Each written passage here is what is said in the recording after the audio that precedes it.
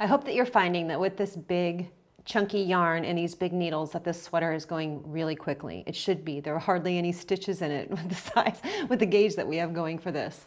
So now I'm going to show you how to pick up stitches for the hood, and I've already done a little bit of the prep work for this. The first thing I want you to do is to slip the reserved stitches on the back of the neck onto a double pointed needle.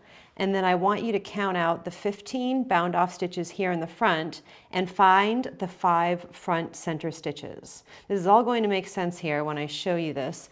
We're going to pick up stitches around the edge here, knit across these, and pick up more stitches back to here. We're not going to pick up any stitches here because we're going to go back and add edging on each side like this. That's going to fill up that space. Right now we're just doing this part, okay? So I'm going to take a double pointed needle, put it into that first stitch, and attach my yarn and pick up, whoops, I already split my yarn. You know, I love these needles, but I steamed them. I was knitting and I wanted to steam something out while I was knitting it, and it was still on the needle.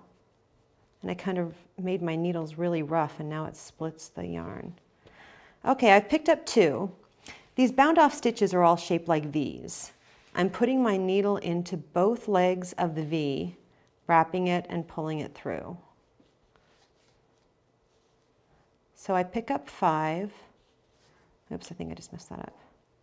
Yeah. Pick up 5 across the front. And now I'm going to pick up 3 from here to here. And when you're picking these up, pick up 2 legs of something, and I always test it out. I always look at it, put my needle in there, wrap it and pull it through, and then give it a tug. I don't like the way that looks. That's stretching out too much. So I'm going to find someplace else. That's stretching out too much. So I'm going to go over here.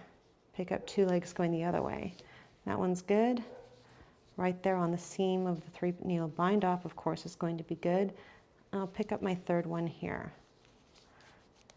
Okay, now I switch over to the back, and I'm just going to knit across these stitches as normal. I'll get back over to the other side. I'll pick up 3 from there to the front and pick up 5 from here to here. Now the way, we're not joining this in the round, of course. We're using double pointed needles because this is kind of a tight space to knit in. We're going to turn the work and purl back across, turn the work and knit back across. You're going to keep working this for as many rows as the pattern tells you to. And once you get away from the neckline where it's really kind of tacked down, things will straighten out a bit, and you can go to circular needles or back to your straight needles, or however you want to do it. I always like to finish with DPNs as quickly as possible and get on to other things, just because I don't enjoy knitting with DPNs as much. It's not as quick as knitting with circulars or straights. The last element of the important element of the sweater is to get some sleeves on it, and that's what we're going to cover next.